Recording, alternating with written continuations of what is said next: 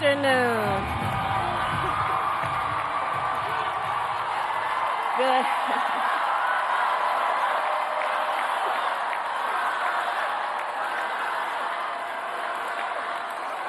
Good afternoon, everyone. Good afternoon. Good afternoon. Good afternoon. Thank you all. Thank you, thank you. Thank you, thank you. So let me say, and I love you back, and I love you back. So let me say, my heart is full today.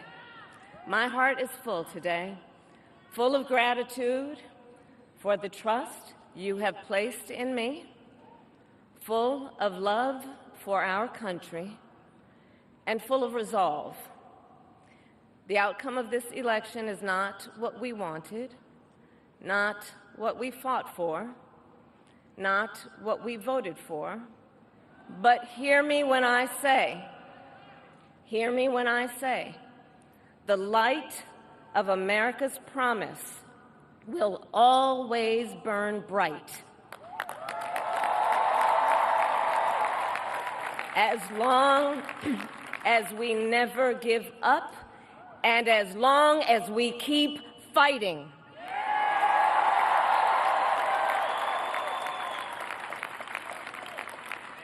To my beloved Doug and our family, I love you so very much.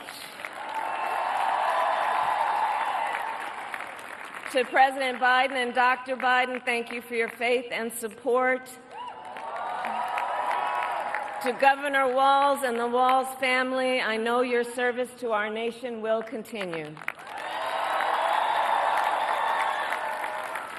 And to my extraordinary team, to the volunteers who gave so much of themselves,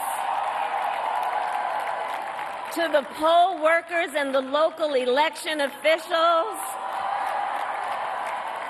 I thank you all. Look, I am so proud of the race we ran, and the way we ran it,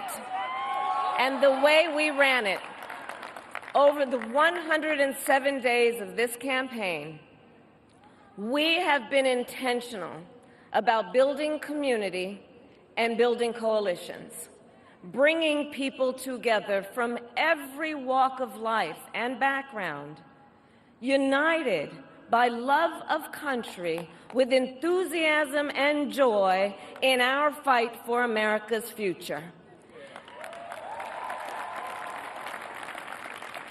And we did it with the knowledge that we all have so much more in common than what separates us.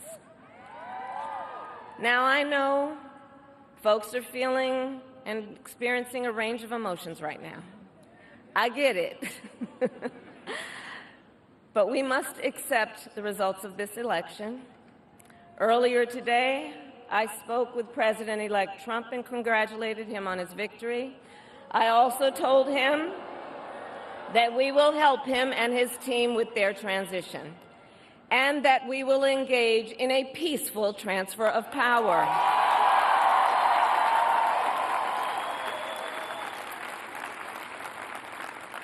A fundamental principle of American democracy is that when we lose an election, we accept the results. That principle, as much as any other, distinguishes democracy from monarchy or tyranny. And anyone who seeks the public trust must honor it. At the same time, in our nation, we owe loyalty not to a president or a party, but to the Constitution of the United States.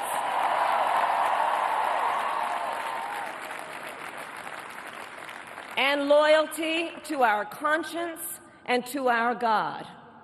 My allegiance to all three is why I am here to say, while I concede this election, I do not concede the fight that fueled this campaign.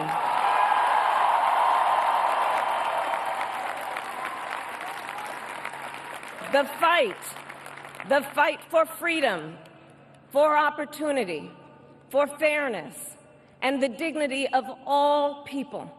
A fight for the ideals at the heart of our nation, the ideals that reflect America at our best.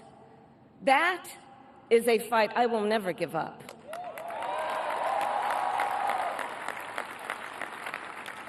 I will never give up the fight for a future where Americans can pursue their dreams, ambitions, and aspirations, where the women of America have the freedom to make decisions about their own body and not have their government telling them what to do. We will never give up the fight to protect our schools and our streets from gun violence. And America, we will never give up the fight for our democracy, for the rule of law, for equal justice, and for the sacred idea that every one of us, no matter who we are or where we start out, has certain fundamental rights and freedoms that must be respected and upheld.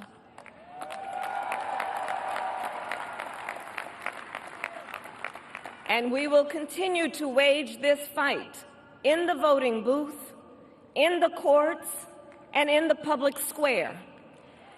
And we will also wage it in quieter ways, in how we live our lives, by treating one another with kindness and respect, by looking in the face of a stranger and seeing a neighbor, by always using our strength to lift people up, to fight for the dignity that all people deserve. The fight for our freedom will take hard work, but like I always say, we like hard work. Hard work is good work. Hard work can be joyful work. And the fight for our country is always worth it. It is always worth it.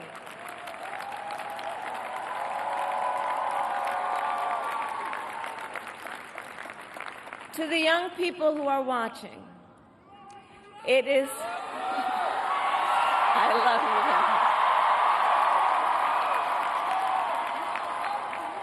you. To the young people who are watching, it is okay to feel sad and disappointed, but please know it's going to be okay. On the campaign, I would often say, when we fight, we win. But here's the thing. Sometimes the fight takes a while. That doesn't mean we won't win. That doesn't mean we won't win. The important thing is don't ever give up. Don't ever give up. Don't ever stop trying to make the world a better place. You have power. You have power. And don't you ever listen when anyone tells you something is impossible because it has never been done before.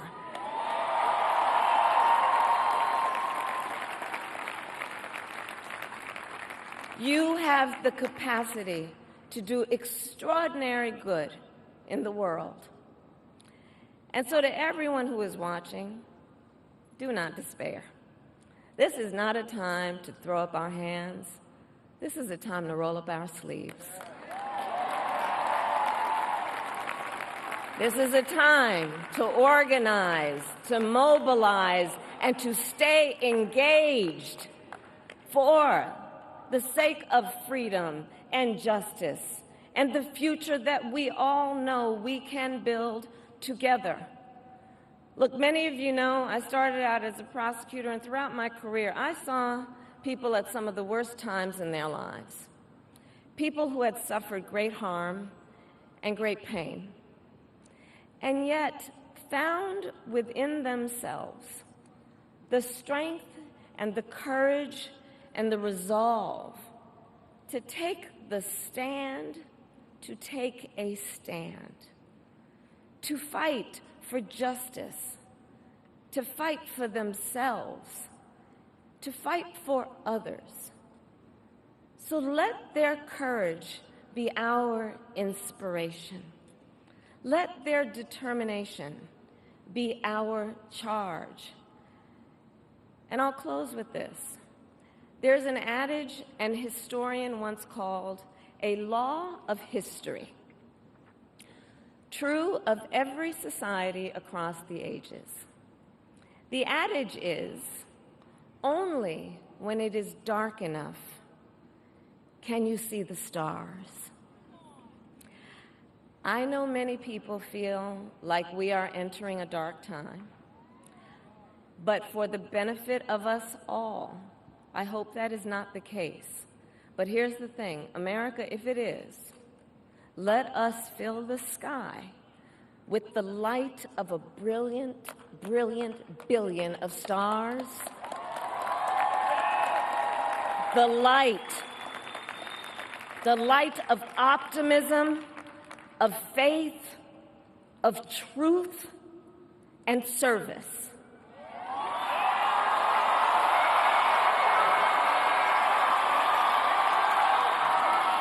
HU.